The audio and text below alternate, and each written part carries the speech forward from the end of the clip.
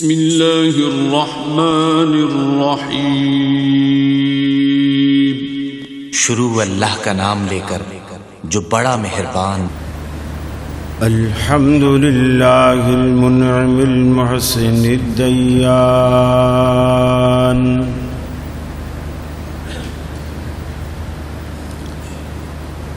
ذی الفضل والجود والإحسان،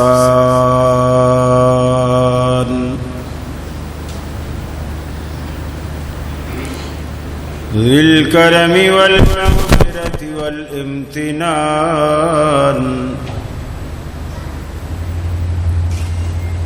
والصلاة والسلام على سید الانبیاء خیر الانام،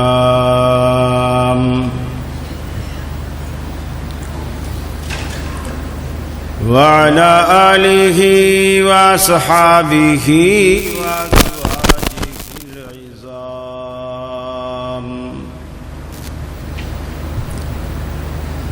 وأتباعه وأحبابه ورفقائه البررة الكرام،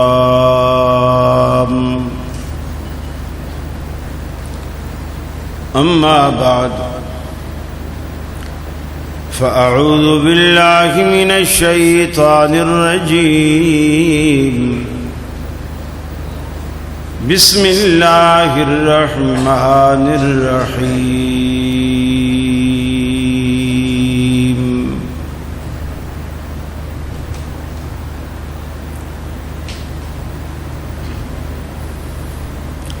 قل هل ننبئكم بالأخسرين أعمالا الذين ضل سعيهم في الحياة الدنيا وهم يحسبون أنهم يحسنون صنعا،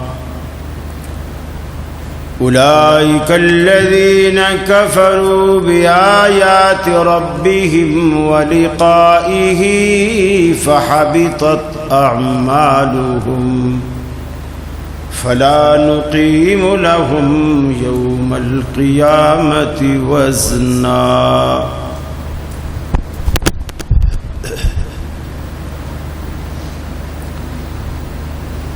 یہ مقصد ہے کہ دنیا سے جہالت دور ہو جائے،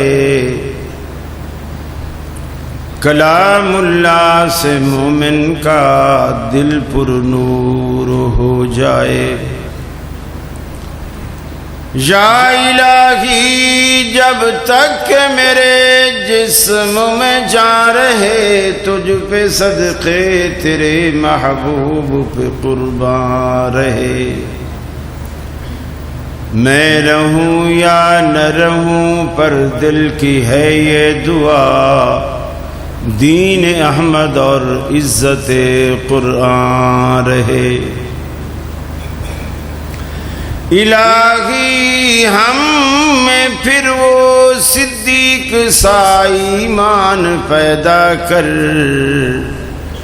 عمر فاروق سا کوئی جری انسان پیدا کر، رگے تحریک کٹ جائے دم عثمان پیدا کر، علی المرتضی شیر خدا کی آن پیدا کر۔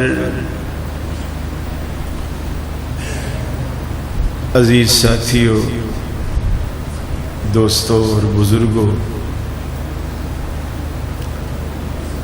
اس ادارے کے اساتذہ کرام، عزیز طلبہ اور لاہور کے میرے اہل توحید بھائیوں، میری مسلم ماؤں بہنوں بیٹیوں،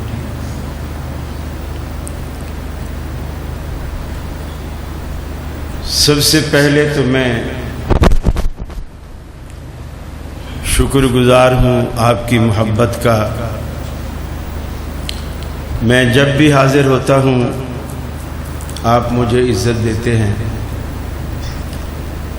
پھول نچھاور کرتے ہیں۔ اللہ تعالی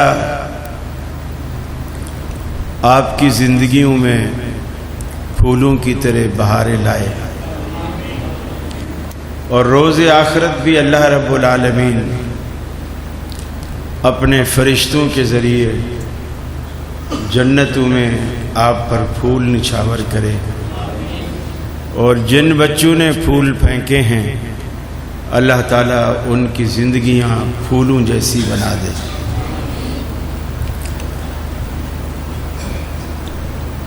ہمارا دنیا میں بھیجے جانے کا ایک خاص مقصد ہے، اس مقصد کی اصلاح کے لیے اللہ رب العالمین نے انبیاء کا ایک طویل سلسلہ چلایا، جنہوں نے اپنی ذمہ داری پوری کی، ہمیں صحیح عقیدہ دیا، صحیح راستہ بتایا، دوزخ سے بچنے کے طریقے بتائے، شیطان کی دشمنی کو ہم پر واضح کیا، اللہ کی دوستی کو ہم پر واضح کیا، اللہ سے دوستی کرنے کے طریقے بتائے، وہ کن باتوں اور کن کاموں سے ناراض ہوتا ہے، کن باتوں اور کن کاموں سے خوش ہوتا ہے، وہ سارے اپنی امت کو سکھلائے۔ اور یہ انبیاء کرام کا ان کی امتوں پر بہت بڑا احسان ہے۔ دنیا میں آپ کسی کو کچھ بھی دے دیں، اصل گفٹ یہ ہے ماں باپ کی طرف سے اولاد کو، اولاد کی طرف سے ماں باپ کو، ایک بھائی کی طرف سے بھائی کو۔ اصل گفٹ یہ ہے کہ آپ اسے دوزخ سے بچا کر جنت کی راہ پہ ڈال دیں، اس سے بڑا کوئی تحفہ ہی نہیں۔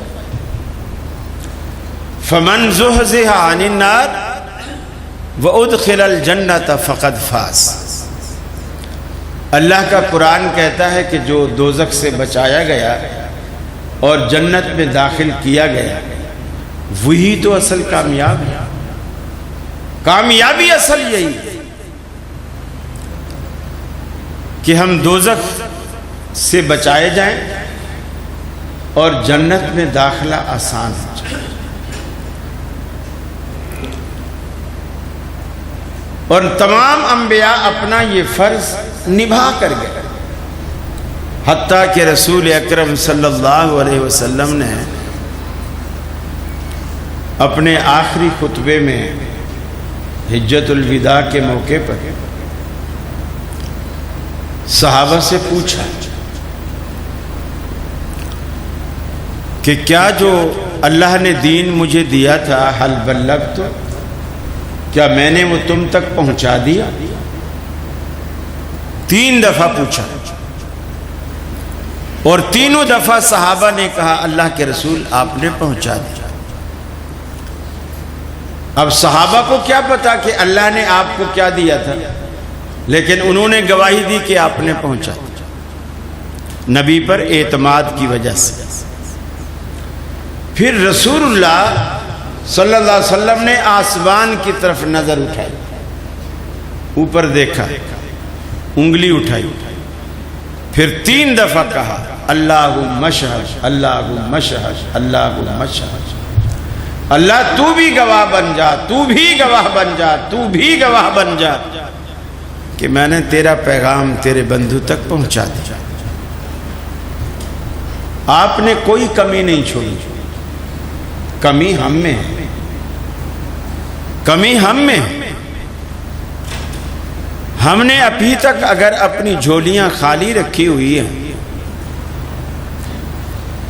یا ہماری جھولیوں میں چھید ہیں کہ ڈالنے والا جو ڈالتا ہے وہ نیچے گر جاتا ہے، سیو ہی نہیں ہو پاتا۔ لوگ دعا کے لیے ہاتھ بھی اٹھاتے ہیں تو اتنے دور دور فاصلے ہوتے ہیں کہ دینے والا اگر وہ دے رہا ہے تو ہاتھوں میں کچھ بھی نہیں آ رہا، کچھ بھی نہیں۔ اور پھر دعا ختم کرتے وقت بھی ایسے کریں، یعنی اگر ہاتھوں کو کوئی تھوڑا بہت لگا تھا تو وہ بھی پیچھے پھینک کے چلے گئے، پلے کچھ نہیں باندھا۔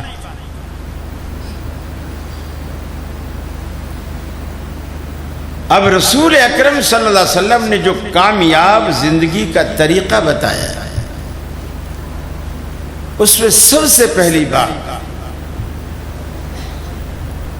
کہ ہم نے عمل کرنا کیسے۔ نماز سبھی پڑھتے ہیں، ہر مسجد میں نماز ہے، بریلوی کی مسجد میں، دیوبندیوں کی مسجد میں، شیعہ کی مسجد میں، اہل حدیث کی مسجد میں، ہر جگہ نماز ہوتی ہے، مسجد بنائی اسی لیے جاتی ہے۔ لیکن سوال یہ ہے کس مسجد کی نماز اللہ کی نظر میں مقبول ہو رہی ہے، قبول ہو رہی ہے، یہ بتانے کے لیے اللہ نے نبیوں کو بھیجا۔ فرمایا حبیبی نے بتا دیجئے،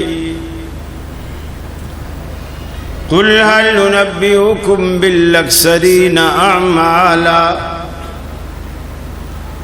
کیا میں تم کو تمہارے اعمال کے گھاٹے اور خسارے کی بات نہ بتلاؤں کہ تم عمل کرتے ہو لیکن پاتے کچھ بھی نہیں ہو،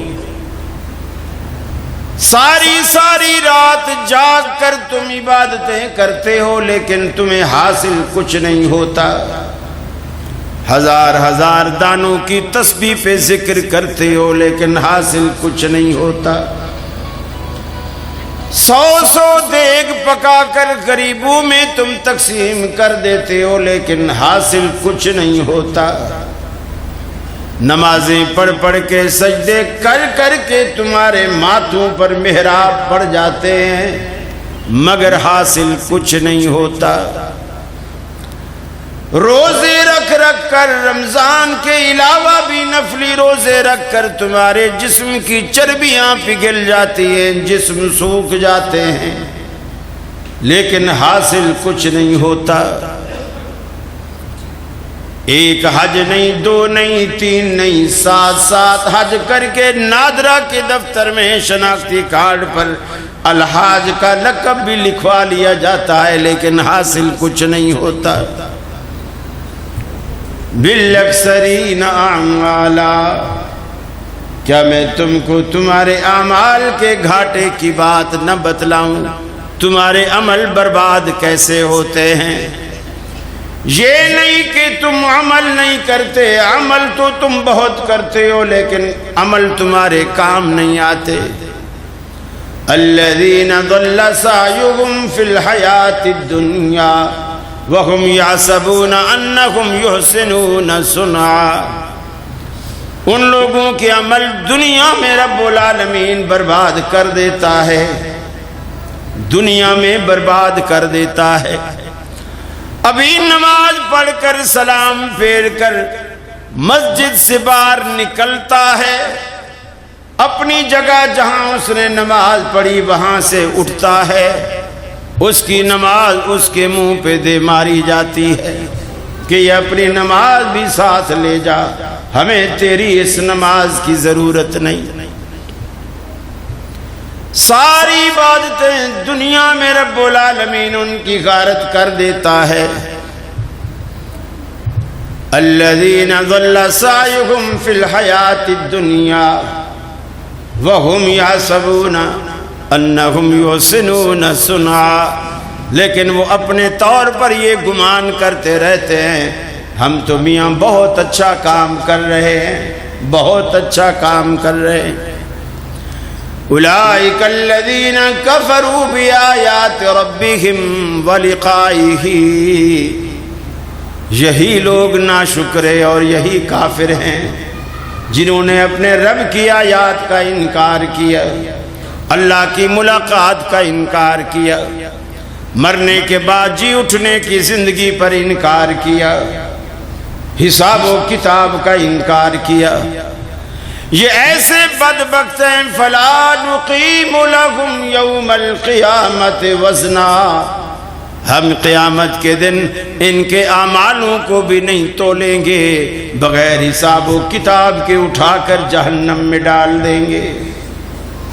چنانچہ قرآن میں مجید میں آتا ہے، اللہ رب العالمین فرماتا ہے، اللہ اعلان کرے گا، ساری کائنات میں مجمع لگا ہوگا، نیک بھی موجود ہیں، برے بھی موجود ہیں، ہر طرح کے لوگ موجود ہیں، نمک حلال بھی ہیں، نمک حرام بھی ہیں، سعادت مند بھی ہیں، شقاوت پسند بھی ہیں، اجمی بھی ہیں، گورے بھی ہیں، کالے بھی ہیں، ماننے والے بھی ہیں، نہ ماننے والے بھی ہیں، ہر طرح کے لوگ وہاں موجود ہیں۔ اللہ رب العالمین اس پوری کی پوری کائنات میں ایک اعلان فرماتا ہے، وَامْتَازُوا الْيَوْمَ أَيُّهَا الْمُجْرِمُونَ، آج مجھے مجرم الگ الگ چاہیے، نیکوں کے ساتھ مجرم کھڑے نہ ہوں، دال چاول بالکل الگ کرنا ہے، کھچڑی نہیں بننے دینا۔ دنیا میں بڑی کھچڑیاں تم نے بنا بھی لی، پکا بھی لی، کھا بھی لی، لیکن آخرت میں اب کھچڑی نہیں پکے گی۔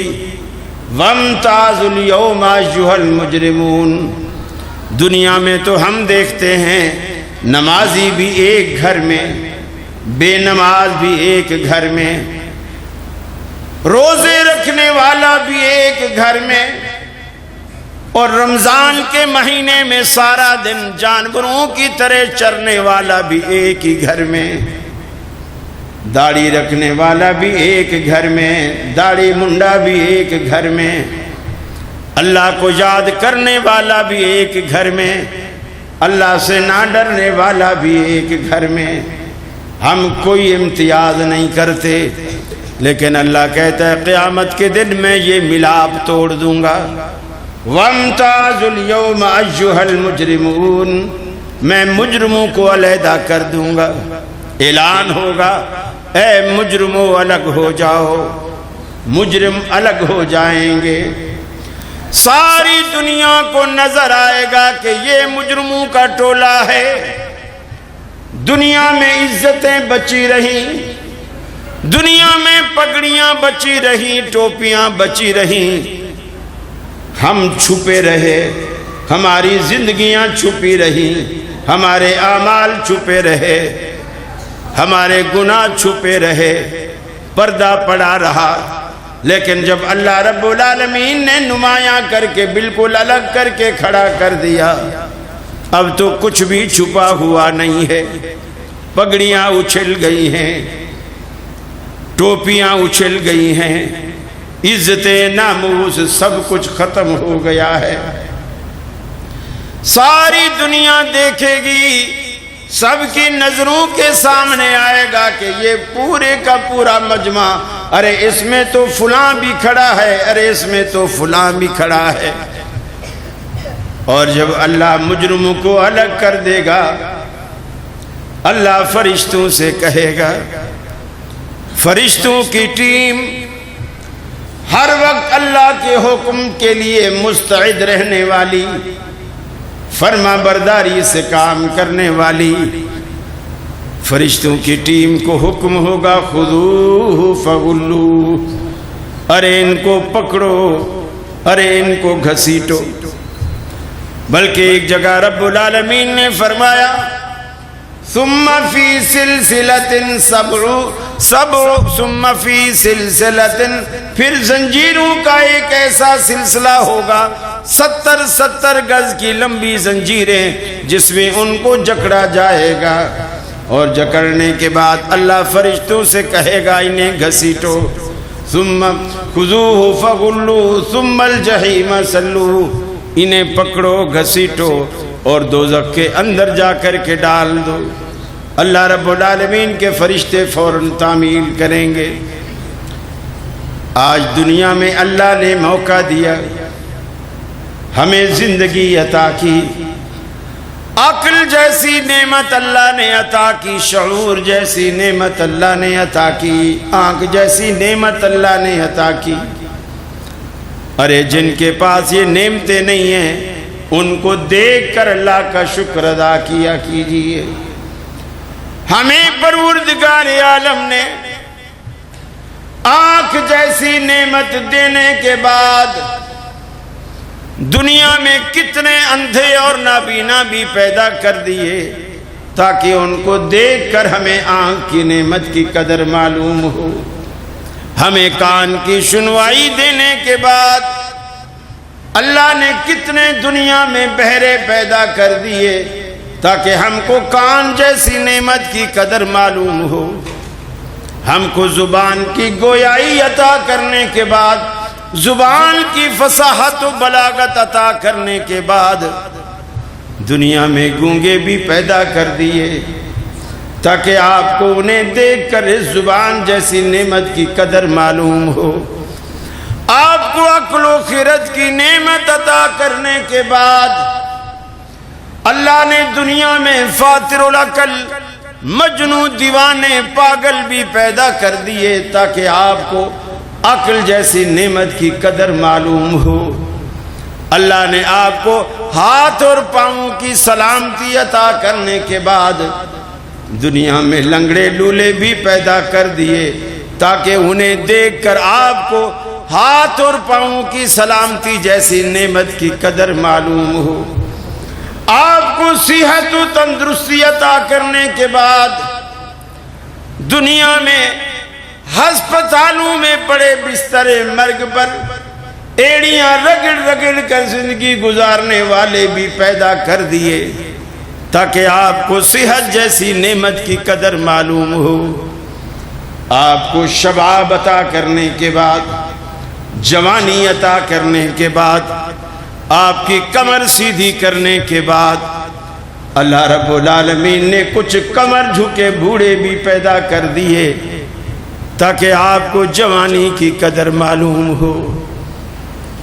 اللہ رب العالمین نے آپ کو اولادوں جیسی نعمت سے نوازنے کے بعد جوان جوان اولاد اللہ رب العالمین نے آپ کو عطا کی، لیکن دنیا میں بے اولاد بھی پیدا کر دیے تاکہ آپ کو اولاد کی نعمت کی قدر معلوم ہو۔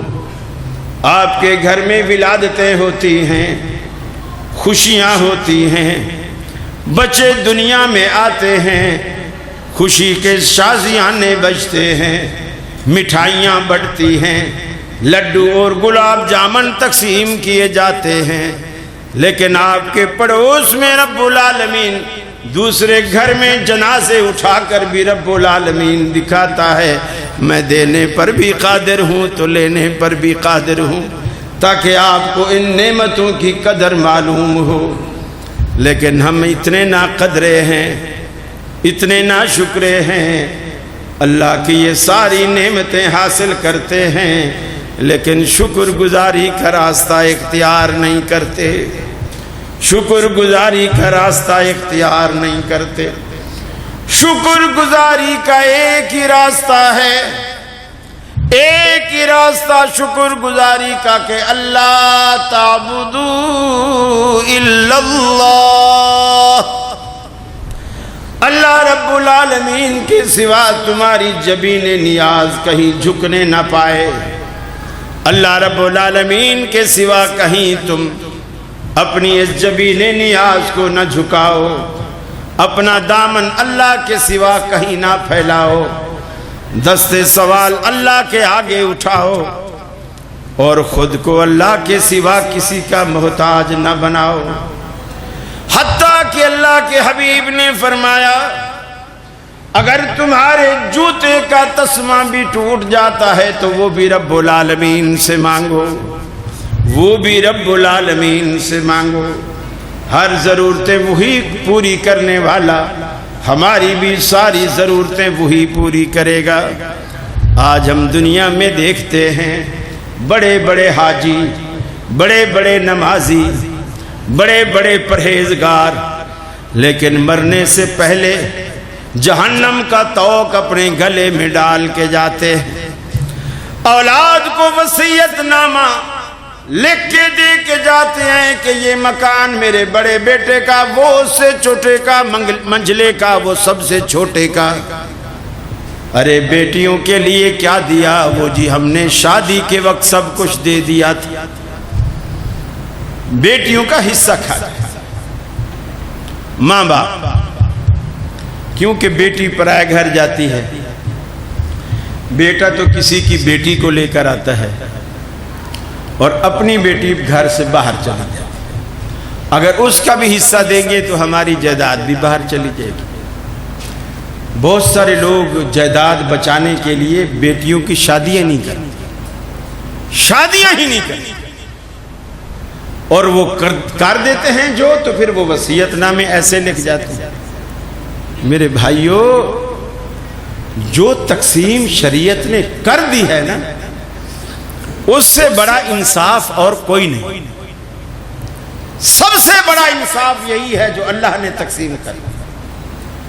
وراثت کے مسئلے اللہ نے بتا دی، پھر آپ وصیت کر رہے ہیں بیٹے کے حق میں، وصیت کر رہے ہیں بیٹے کے حق میں، جبکہ اللہ کے حبیب فرماتے ہیں لا وصیت لوارث، آپ اولاد کے حق میں وصیت کر ہی نہیں سکتے، اس لیے کہ اولاد کے حصے اللہ نے مقرر کر دیے ہیں، اب آپ کو وصیت کرنے کی ضرورت ہے۔ ہاں اگر وصیت کرنی ہے ان کے لیے کرو جن کا حصہ شریعت نے نہیں رکھا، جس کو شریعت نے آپ کا وارث نہیں بنایا، اس کے لیے آپ کرو وصیت۔ آپ کے بیٹے ہیں، بیٹی ہیں، کوئی بھی اور رشتہ دار ہے، سب کو اللہ نے حصے مقرر کر دیے، اس کے لیے آپ کو لا وصیت لوارث، وارث کے حق میں کوئی وصیت نہیں۔ میرے بھائی، یہ چھوٹی چھوٹی باتیں ہیں بظاہر، لیکن یہی عذاب کا باعث بننے والی ہے۔ بیٹیوں کا ہاتھ اگر روز آخرت ماں باپ کے گریباں میں ہو اور وہ کہیں یا اللہ اگر تو نے ہمیں بیٹی پیدا کیا تھا تو اس میں بھلا بتلا کہ ہمارا کیا قصور ہے کہ ہمارے ماں باپ نے ہمارا حق بھی ہمارے بھائیوں کو دیا۔ اور ماں باپ ایسے بھی ہیں جو زندگی میں اپنی بیٹیوں سے کہتے ہیں بیٹا تم اپنا حق جو ہے نا بھائیوں کو معاف کر، اپنا حق بھائیوں کو معاف کر۔ میں آپ سے پوچھتا ہوں، کبھی دنیا میں کسی باپ نے بیٹوں سے بھی کہا کہ بیٹا تم اپنا حق بہنوں کو معاف کر دو، چونکہ تمہاری بہنیں اور تمہارے بہنوئی دونوں غریب ہیں اور تم ماشاءاللہ کھاتے پیتے ہو، تم مالدار ہو، تم اپنا حق بیٹیوں کو معاف کر دو؟ کبھی کہا کسی؟ کبھی؟ اگر کوئی بھائی ایسا کہے گا بھی تو باپ بولے گا میں تجھے بھی آگ کر دوں گا، تیرا حصہ بھی نہیں دوں گا۔ ایسی بے وقوفی کر رہا ہے۔ میرے بھائیوں، اللہ نے جو قرآن میں کہا نا کہ اعدلوا هو اقرب للتقوی، اے مسلمانوں انصاف کرو، اور یہ جو انصاف ہے یہ تقوی کے بہت زیادہ قریب، انصاف تقوی کے بہت زیادہ قریب، لہذا انصاف، حتیٰ کہ میاں بیوی کے معاملے میں رسول اللہ صلی اللہ علیہ وسلم نے فرمایا، قرآن نے بھی کہا مثنی و ثلاث و رباع فإن خفتم اللہ تعدلوا فواحدہ، دو بھی رکھ سکتے ہو، تین بھی رکھ سکتے ہو بیویاں، چار بھی رکھ سکتے ہو، لیکن اگر تمہیں ڈر ہو کہ تم ان کے درمیان انصاف نہیں کر سکو گے تو پھر فواحدتاً، پھر ایک ہی بہتر ہے۔ کیوں کہ نا انصافی کا جو عذاب ہے وہ تمہارے گلے نہ پڑے۔ نبی کریم جب دنیا سے رخصت ہوئے نا، یہ آپ کا ایک امتیاز تھا۔ ہمارے لیے حکم یہ ہے کہ ہم بیک وقت 4 سے زیادہ نہیں کر سکتے۔ رسول اللہ صلی اللہ علیہ وسلم جب دنیا سے رخصت ہوئے تو اس وقت بیک وقت آپ کے گھر میں 9 بیویاں موجود تھیں۔ جب اللہ کے رسول رخصت ہوئے 9 بیویاں موجود تھیں، اور آپ اکثر دعا مانگتے اور فرماتے یا اللہ تو نے انصاف کا حکم دیا ہے اور میں سب کے درمیان انصاف کرتا ہوں، جو ایک کو کھلاتا ہوں وہی دوسری، وہی تیسری، وہی چوتھی، سب کو وہی کھلاتا ہوں، جو ایک کو کپڑا دلاتا ہوں تو سب کو وہی دلاتا ہوں، تاکہ امتیاز نہ رہے، کسی کے دل میں یہ بات نہ آئے میں نے ایک کو کوئی گھٹیا دلایا، ایک کو بڑھیا دلایا، یہ کوئی فرق نہ رہے۔ لیکن اللہ دل میرا تیرے ہاتھ ہے، اگر میرے دل میں کسی ایک زوجہ کی محبت زیادہ ہے تو اے اللہ اس پر مجھے نہ پکڑنا، دل میرے ہاتھ میں نہیں، دل تیرے ہاتھ ہے۔ ایسا ہوتا ہے بعض دفعہ بچوں میں بھی، کوئی بچہ، حالانکہ بچے تو سارے انہی ماں باپ کے ہوتے ہیں، لیکن کوئی بچہ لاڈلا ہوتا ہے، زیادہ پیارا ہوتا ہے، وہ دل کا ماں، وہ آدمی کے اپنے بس میں نہیں، جیسے یعقوب علیہ السلام کو یوسف زیادہ پیارے تھے، لیکن آپ دوسروں سے اس کو چھپائیں، اس بات کو دوسروں پر ظاہر رکھیں تاکہ دوسروں کے دلوں میں حسد پیدا نہ ہو۔ اگر ان کے دلوں میں حسد ہوگا تو وہ طرح طرح کی تدبیریں اس کے خلاف بنائیں گے اور سوچیں گے اور کریں گے۔ میرے بھائی، ہم مسلمان، زندگی لمبی نہیں ہے، بہت تھوڑی زندگی، بہت تھوڑی۔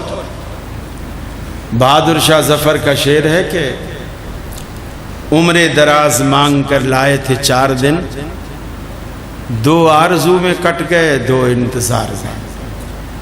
یہ 4 دن کی زندگی، 4 دن کی چاندنی پھر اندھیری رات، اور وہ رات قبر میں آنی ہے۔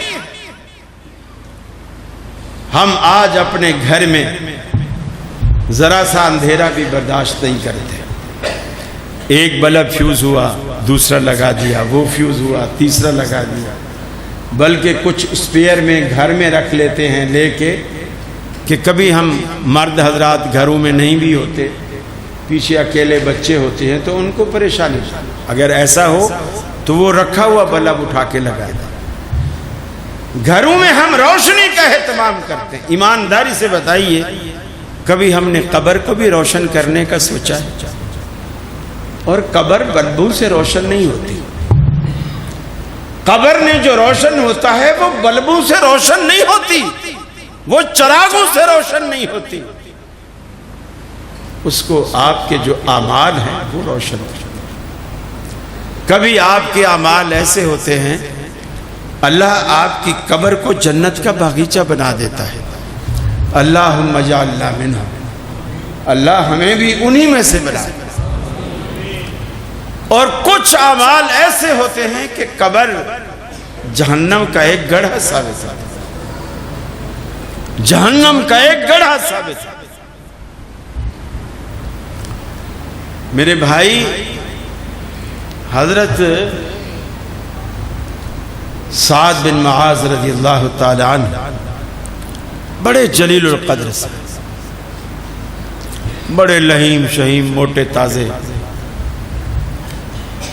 بڑے نیک، وہ جب فوت ہوئے نا، رسول اللہ صلی اللہ علیہ وسلم نے فرمایا تحرک لہ العرش، اللہ کا عرش جنبش میں اس کی وفات۔ دوسری بات آپ نے فرمائی، جب سعد کا جنازہ پڑھا گیا، شہد لہ 70,000 من الملائکہ، 70,000 فرشتے اس کے جنازے میں آئے، 70,000 فرشتے۔ تیسری بات آپ نے فرمائی، جب صحابہ نے جنازہ اٹھایا نا، اور جنازہ اٹھایا تو اب وہ موٹے تازے تھے تو صحابہ کو لگا کہ بہت زور لگانا پڑے گا، انہوں نے جب جنازہ اٹھایا تو ان کو ایسے لگا جیسے سعد چارپائی کے اندر ہے ہی نہیں، گویا وزن ہی نہیں، خالی چارپائی ہم نے اٹھا لی۔ صحابہ نے پوچھا یا رسول اللہ صلی اللہ علیہ وسلم، سعد کا وزن کہاں گیا؟ یہ تو موٹے تازے تھے، ان کا وزن کہاں گیا؟ آپ نے فرمایا بظاہر تم نے اسے اٹھا رکھا تھا، بظاہر، لیکن حقیقت میں اسے فرشتوں نے کندھا دے رکھا تھا، تمہارے کندھوں پر اس کا بوجھ ہی نہیں تھا۔ اب چوتھی بات یہ ہے، وہ بات جو اصل بندے کو یاد رکھنے والی ہے کہ اتنا نیک آدمی، 70,000 فرشتہ اس کے جنازے میں آئے، فرشتے اس کے جنازے کو کندھا دیں، اللہ کا عرش اس کی موت پر جنبش میں آئے،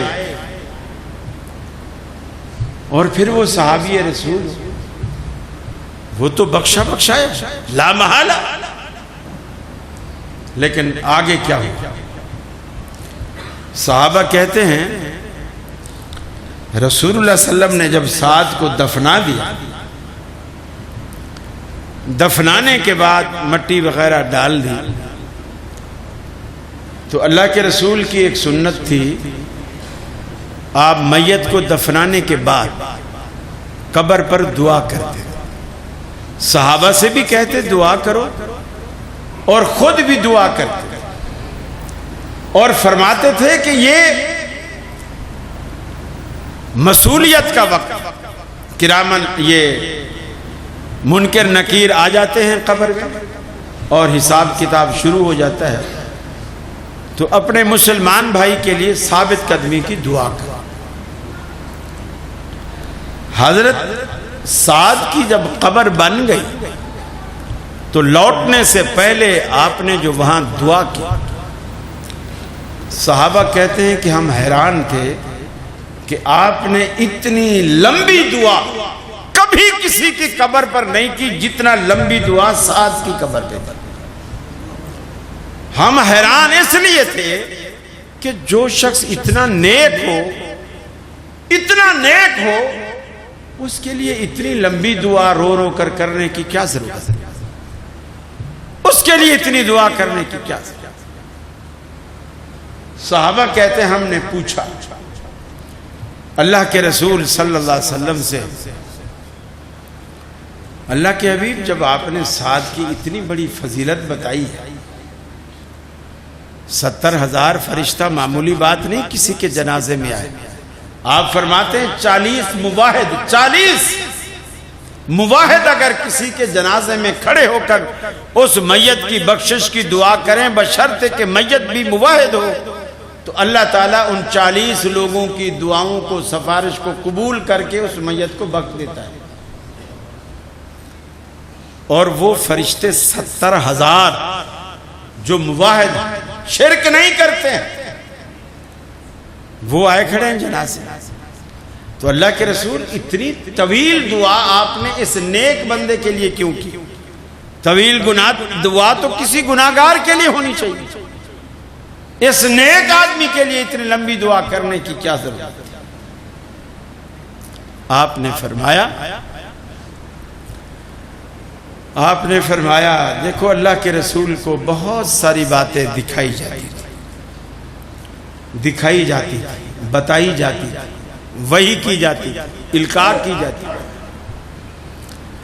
آپ نے فرمایا جب سعد کی میت کو قبر میں رکھا گیا، قضایت علیہ قبرہ، سعد کی قبر سعد پر تنگ ہو گئی، بھیج گئی۔ حدیث کے الفاظ ہیں سنن بہقی کے، حتی سار کشار، وہ بھیج کے دب کے ایسے ہو گئے جیسے سر کا بال ہو۔ یہ مولویوں کے قصے کہانیاں نہیں ہیں کہ آپ کہیں کہ مولوی ہمیں ڈرانے کے لیے، چندہ لینے کے لیے ایسی ایسی ڈراؤنی باتیں بتاتے ہیں تاکہ ہماری جیبیں ڈھیلی ہوں اور یہ چندہ بٹورے. یہ رسول اللہ صلی اللہ علیہ وسلم کی بتلائی ہوئی باتیں ہیں. زمین اپنی جگہ سے ہل جائے, زمین آسمان ہل جائے, نبی رحمت کی بتائی ہوئی کوئی بات غلط نہیں ہو سکتی, غلط. خود حضرت عمر فاروق کہتے ہیں رضی اللہ تعالی عنہ, غزوہ بدر میں جب غزوہ ہو رہا تھا, ہونے سے پہلے آپ نے مسلمانوں کو ہمت دلائی. تھوڑے سے لوگ تھے, 313 تھے, اور ان کا 1000 لشکر تھا. ادھر وسائل بھی نہیں تھے, ادھر وسائل کی کمی نہیں تھی. تو آپ نے جو تقریر کی, خطبہ دیا, صحابہ کرام کو ہمت بندھائی. اس میں آپ نے یہ بھی کہا, حضرت عمر کہتے ہیں کہ آپ نے ہاتھ میں لکڑی لی ہوئی تھی, اور آپ جو کفار کے بڑے بڑے سرگنے تھے, سردار تھے, ان کے نام لے لے کر کہتے تھے کہ فلاں یہاں گرے گا, فلاں یہاں گرے گا, فلاں یہاں گرے گا. آپ نے جگہ مقرر کر کہ فلاں کافر, فلاں سردار ادھر گرے گا, اس جگہ. حضرت عمر کہتے ہیں کہ میں نے ان جگہوں پہ نشانیاں لگائی, نشانیاں لگائی. اور جب غزوہ بدر کا معرکہ ہو گیا, کفار کے بڑے بڑے 70 سردار مارے گئے, 70 قید بھی ہوئے. میں نے وہ جو نشانیاں لگائی تھی, میں نے ان جگہوں کو جا کر کے چیک کیا. کہتے ہیں اللہ کی قسم میں نے 1 انچ کا بھی فرق نہیں پایا, 1 انچ کا بھی. جہاں جہاں اللہ کے رسول نے جس بدبخت کے گرنے کی بشارت دی تھی وہ وہیں گرا. تو اللہ کے نبی کی بات غلط نہیں ہو سکتی, اس لیے کہ وہ اللہ کی بات ہوتی ہے, وہ اپنی طرف سے نہیں کہہ رہے, وہ اللہ کی بات ہوتی ہے. آپ نے فرمایا قضایت علیہ قبرہ, سعد کی قبر اس پر تنگ ہو گئی. حتی سارا کشار, یہاں تک کہ بھچ کے ایسے ہو گئی جیسے سر کا بال. آپ فرماتے ہیں میں نے اللہ سے دعا کی, دعا کرتا رہا, چونکہ آپ کو نظر آ رہا تھا, آپ کو نظر آ رہا تھا. آپ نے طویل دعا اس لیے کی کہ آپ دیکھ رہے تھے کہ ابھی نہیں کھلی, ابھی نہیں کھلی, ابھی نہیں کھلی. آپ دعا کرتے رہے, بس نہیں کیا. جیسے بعض ضدی بچے ہوتے ہیں نا, ابا سے کوئی چیز مانگتے ہیں, پیسے مانگتے ہیں, ٹافی مانگتے ہیں, کوئی چیز مانگتے ہیں, وہ پیچھے ہی پڑ جاتے ہیں. اتنا پیچھے پڑ جاتے ہیں کہ باپ کو کچھ نہ کچھ دے کے جان چھڑوانی پڑتی ہے. وہ پھر جان چھڑوائے بغیر ایسے باہر نہیں جا سکتے. اللہ تعالیٰ کو اپنے بندوں کی یہ عادت بہت پسند ہے. اگر وہ اللہ کے ساتھ, یہ ضد بندے کی اللہ کے ساتھ کہ وہ بچہ جیسے باپ کے گلے پڑ جاتا ہے, بندہ اپنے خالق اور مالک کے ایسے ایسے چپک جائے کہ یا اللہ بس تو دے گا تو تو دے گا, اور میں دیے بغیر ٹلنے والا نہیں ہوں.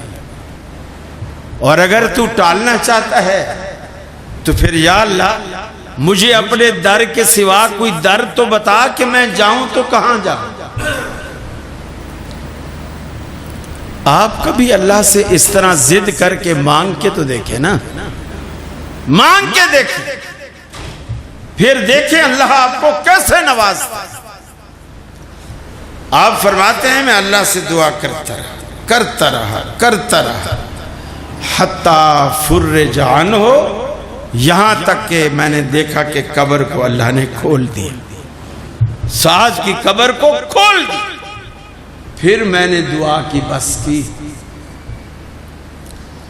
اللہ سے آپ اس وقت تک مانگیں جب تک آپ کو مل نہ جائے، مانگتے رہے، مانگتے رہے۔ بعض دفعہ آپ یہ سمجھتے ہیں کہ یار لگتا ہے ہم گناہگار ہیں اور ہماری دعا قبول نہیں ہو رہی، 10 دن ہو گئے مجھے ایک ہی چیز مانگتے ہوئے، وہی نہیں ملی۔ بعض دفعہ اللہ تعالیٰ کو کسی بندے کا اپنی دربار میں آ کر مانگنا اتنا اچھا لگتا ہے، اتنا اچھا لگتا ہے کہ وہ کہتا ہے کہ اگر میں اس کو ابھی دے دوں گا تو اس کو تو چیز مل جائے گی، تو چلا جائے گا، پھر مانگے گا ہی نہیں۔ اللہ ہاتھ روک لیتا ہے، اللہ کو مزہ آ رہا ہوتا ہے آپ کے مانگنے سے، اللہ ہاتھ کو روک لیتا ہے۔ جیسے رسول اللہ صلی اللہ علیہ وسلم مدینے میں ایک صحابی کا کھجوروں کا باغ تھا، دوپہر کے وقت آپ ان کے گھر ان سے ملنے گئے، ابو بکر صدیق بھی ساتھ تھے، نیت یہ تھی کہ ان کے باغ میں چلتے ہیں، کچھ کھجوریں کھاتے ہیں۔ دروازے پہ دستک دی تو وہ صحابی گھر پہ نہیں، آپ نے کہا السلام علیکم، اندر اس کی بیوی، وہ آواز سے پہچان گئی کہ یہ رسول اللہ صلی اللہ علیہ وسلم ہے، وہ اندر کھڑی ہوئی دل میں جواب دیتی ہے، زور سے نہیں، دل میں جواب۔ آپ نے دوبارہ سلام کیا، اس نے دل میں جواب۔ آپ نے 12 سلام کیا، اس نے دل میں جواب۔ اللہ کے رسول کی سنت ہے کہ آپ جب سلام کرتے 3 دفعہ اگر جواب نہیں آیا تو آپ واپس پلٹ جائیں۔ آپ جانے لگے، صحابیہ بول پڑی کہ یا رسول اللہ ابھی وہ آتے ہی ہوں گے، باغ میں گئے ہوئے ہیں یا آپ باغ میں تشریف لے گئے۔ تو آپ نے فرمایا جب میں نے پہلی دفعہ سلام کیا جواب کیوں نہیں دیا؟ دوسری دفعہ دیا سلام کیا، آپ نے جواب کیوں نہیں دیا؟ عرض کی یا رسول اللہ صلی اللہ علیہ وسلم، آپ جب سلام کر رہے تھے نا تو آپ ہمارے گھرانے کو سلامتی کی دعا دے رہے تھے نا، اگر میں پہلی دفعہ جواب دے دیتی تو آپ دوبارہ تو یہ دعا نہ دیتے نا۔ میں نے پہلی مرتبہ اس لیے دل میں جواب دیا تاکہ آپ دوبارہ یہی دعا دیں، پھر میں نے دل میں جواب دیا تاکہ آپ سے 12 یہی دعا۔ بعض باتیں بعض کو بڑی اچھی لگتی، اللہ کو بھی آپ کا مانگنا، گڑ گڑانا، التجائیں کرنا اچھا لگتا ہے، اور بعض دفعہ ایسا بھی ہوتا ہے اللہ تعالیٰ آپ کو وہ نہیں دیتا جو آپ پسند کرتے ہیں، اللہ وہ دیتا ہے جو آپ کے حق میں بہتر ہوتا ہے۔ ہم غلط چیز بھی پسند کر بیٹھتے ہیں، مثال کے طور پر اگر 3 سال کا بچہ ہے اور وہ ماں سے کہے یہ چھری مجھے دے دو میں اس سے کھیلوں گا، ماں اسے کبھی چھری نہیں دے گی، کبھی چھری نہیں دے گی۔ اس کا مطلب یہ نہیں کہ بچے سے زیادہ چھری قیمتی ہے، وہ چھری بھی اسی لیے نہیں دے رہی کہ اس کی نظر میں بچہ قیمتی ہے، کہ 3 سال کے ہاتھ میں، کہ بچے کے ہاتھ میں اگر میں چھری دے دوں گی تو یہ تو نہ سمجھے ہاتھ کاٹ بیٹھے گا۔ بچہ ضد کرے امی مجھے ماچس دے دو، کبھی نہیں دے گی ماں، روئے کچھ بھی کرے اسے بہلائے گی اس کے پلٹے گلاس میں اسٹیل کا چمچ ڈال کے کھٹکا کے گھنٹی بنا کے دے دے گی، وہ ماچس کو بھول جائے گا، لیکن ماچس نہیں دیتی۔ تو اللہ ہمیں کبھی کبھی وہ نہیں دیتا جو ہم مانگتے ہیں۔ آپ بیٹا مانگتے ہیں، اللہ بیٹی دے دیتا ہے، اللہ بیٹی دے دیتا ہے، اس لیے کہ ہم وہ مانگتے ہیں جو ہمیں پسند ہوتا ہے۔ اللہ وہ دیتا ہے جو ہمارے حق میں بہتر ہوتا ہے، اس لیے اللہ کے فیصلوں پہ راضی ہوا کریں۔ آپ کی کبھی بھی کوئی دعا رائے گاہ نہیں جاتی، کوئی دعا رائے گاہ نہیں جاتی، حتیٰ کہ حدیث میں آتا ہے قیامت والے دن ایک بندے کے سارے اعمال تل جائیں، لیکن گناہوں کا پلڑا بھاری ہو، ساری نیکیاں ڈال دی گئی، پھر بھی نیکیاں اٹھی بھی ہیں، گناہ جھکے ہوئے، یعنی گناہ زیادہ ہیں، نیکیاں کم۔ اب وہ دل ہی دل میں تھر تھر کانپ رہا ہے کہ آج تو فیل ہو گئے، آج کیا بنے، کیا بنے۔ اللہ تعالیٰ فرشتوں سے کہتا ہے کہ وہ جو گٹھڑی رکھی ہوئی ہے نا، وہ گٹھڑی اٹھا کے اس کی نیکیوں والے پلڑے میں ڈالو۔ اب اس کو نہیں پتا کہ اس گٹھڑی میں کیا ہے، فرشتوں نے وہ گٹھڑی اٹھا کے نیکیوں کو پلڑے میں رکھی، جیسے رکھی نیکیوں کا پلڑا جھک گیا، گناہوں کا پلڑا اٹھ گیا۔ اب وہ خوش تو ہو رہا ہے، لیکن یہ جاننا بھی چاہ رہا ہے کہ اس گٹھڑی میں کیا ہے۔ کہتا ہے یا اللہ مجھے یہ بتا اس گٹھڑی میں ایسا کیا ہے، میرے تو سارے عمل جو میں نے کیے تھے وہ تل گئے اور وہ ہلکے تھے، اس میں کیا؟ اللہ کہے گا اے میرے بندے، اس گٹھڑی میں تیری وہ دعائیں ہیں جو تو نے دنیا میں مانگی تھی، ہم نے تجھے نہیں دیا تھا، اس کو آخرت کے لیے محفوظ کر لیا۔ حدیث میں آتا ہے وہ کہے گا کاش دنیا میں میری کوئی بھی دعا قبول نہ ہوئی ہوتی۔ اللہ آپ کی کوئی بات رد نہیں کرے، بشرطے کہ آپ یقین سے مانیں، یقین سے مانیں کہ ملے گا تو اسی در سے ملے گا، جو کچھ ملے گا اسی در سے۔ میرے بھائیو، اللہ رب العالمین قرآن پاک میں اس کا وعدہ ہے، فرمایا قال ربکم ادعونی استجب لکم،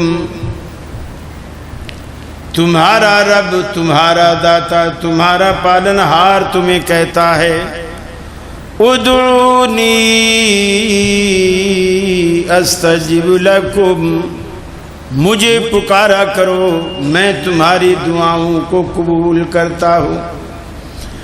ان الذين يستكبرون عن عبادتي سيدخلون جہنم داخرین، بے شک وہ لوگ جو مجھ سے مانگنے سے، میری عبادت سے، میری بندگی سے کتراتے ہیں، القریب ہم ان کو جہنم رسید کریں گے، ذلیل و خوار کر کے دوزخ میں ڈالیں گے۔ اللہ رب العالمین سے مانگنے کی عادت ڈالیے، صبح اٹھیے تو مانگیے، دوپہر اٹھیے تو مانگیے، رات سونے لگیے تو مانگیے۔ اللہ کے حبیب سے اللہ رب العالمین نے فرمایا اے میرے محبوب، اگر آپ چاہو تو آپ کے لیے مدینے کا پورے کا پورا احد پہاڑ سونے کا بنا دوں، سونے کا بنا دوں۔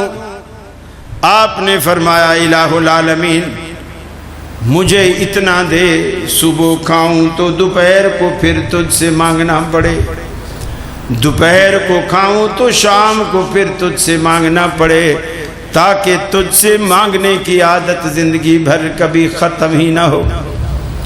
اللہ سے مانگنے کی جو لذت ہے، یہ لذت ہی ہے۔ کبھی محسوس کیجئے اس کو، گھر کے اندھیرے میں بتی بجھا کر، بالکل اندھیرے میں مصلی بچھا کر 2 رکعت ادا کر کے اللہ کے آگے ندامت کے 2 آنسو گرا، بس آپ کے یقین مانیے یہ 2 آنسو جو ہے نا، اللہ کی رحمت کی سمندر میں ایک ہلچل مچا دے، ہلچل مچا دے۔ حدیث میں آتا ہے میرا بندہ مجھ سے امید رکھ کر جب میرے دروازے پر آ کے ہاتھ اٹھاتا ہے، بے شک ساری زندگی نہیں آیا، 80 سال 85 سال 90 سال کی عمر پائی، ساری زندگی میرے دروازے پر نہیں آیا، لیکن آج 90 سال بعد پہلی دفعہ میرے دروازے پر آیا اور اس نے ہاتھ اٹھا دیے روتے ہوئے۔ اللہ کہتا ہے مجھے حیا آتی ہے میں اپنے بندے کے ہاتھوں کو خالی لوٹا دوں۔ 90 سال بعد آنے والے کو بھی رب کی رحمت تانا نہیں دیتی، تانا نہیں دیتی۔ دنیا تو تانے دیتی ہے نا، اب آیا ہے، اب آیا ہے، دنیا تانے دیتی، اللہ کی رحمت تانا نہیں دیتی۔ بس رب سے رشتہ جوڑ لیجیے، ظلم کرنا چھوڑ دیجیے، انصاف کیجیے، کسی کا حق نہ ماری، کسی کی زمین پر قبضہ نہ کیجیے، کسی سے کرائے پر مکان لے کر مالک نہ بن بیٹھیے، ہر کسی کا حق ادا کیجیے، پڑوسیوں کا دل نہ دکھائیے، پبلک میں اپنا ووٹ بنائیے، ووٹ وزیر اعظم بننے کے لیے جیسے ووٹ چاہیے نا، جنت میں جانے کے لیے بھی اللہ کی قسم آپ کو پبلک کا ووٹ چاہیے، جنت میں جانے پبلک کا ووٹ چاہیے۔ آپ مسجد میں بیٹھے، ایک بڑھیا کا جنازہ، صحابہ نے اس کی تعریف کی، صحابہ نے کہا یا رسول اللہ نماز روزہ یہ چیزیں تو کم ہی کرتی تھی، یعنی صرف جو فرض نمازیں ہیں وہ کر لیتی تھی، نفل کا زیادہ اہتمام نہیں کرتی تھی، رمضان کے روزے رکھتی تھی لیکن نفلی روزے زیادہ نہیں رکھتی تھی، لیکن یا رسول اللہ زبان کی اتنی میٹھی تھی، پورا محلہ اس سے خوش تھا، پورا محلہ اس سے خوش تھا۔ آپ نے فرمایا جنت میں جائے گی، یہ جنت میں جائے گی۔ تھوڑی دیر بعد ایک اور جنازہ، صحابہ نے اس کی برائیاں شروع کی، یا رسول اللہ بڑی نمازن تھی، آدھا دن تو مصلی سے اٹھتی ہی نہیں تھی، نفلی روزے بڑے رکھتی تھی، خیرات صدقات بہت کرتی تھی، لیکن یا رسول اللہ صلی اللہ علیہ وسلم زبان کی اتنی گندی تھی، اتنی گندی تھی، پورا محلہ اس سے تنگ تھا۔ آپ نے فرمایا دوزخ میں جائے گی۔ کس بنیاد پر؟ پبلک کے ووٹ پر۔ جس کی میت پر لوگوں نے تعریف کی آپ نے کہا جنت میں جائے گی، جس کی میت پر لوگوں نے برائی کی آپ نے کہا دوزخ میں جائے گی۔ تو ہمارے مرنے پر جب ہمارا جنازہ ہوگا، اگر لوگ مٹھائیاں بانٹ رہے ہوں، مسلمان، ایک تو ہے کافر خوش ہیں کسی کے مرنے پر، وہ تو مومن آدمی، لیکن کسی کے مرنے پر مسلمان خوش ہیں، اس کا مطلب یہ ہے کہ پبلک کا ووٹ اس کے حق میں نہیں ہے۔ تو پبلک کا ووٹ اپنے حق میں کیجیے، جنت کے دروازے پر انشاءاللہ اللہ کی رحمت کے فرشتے آپ کا استقبال کریں گے اور آپ کو کہیں گے سلام قولا من رب الرحیم، اے اللہ کے نیک بندے رب رحیم کا سلام قبول کر اور جنت میں داخل ہو۔ اللہ ہمیں انہی میں سے بنا دے۔ وآخر دعوانا ان الحمد للہ رب العالمین۔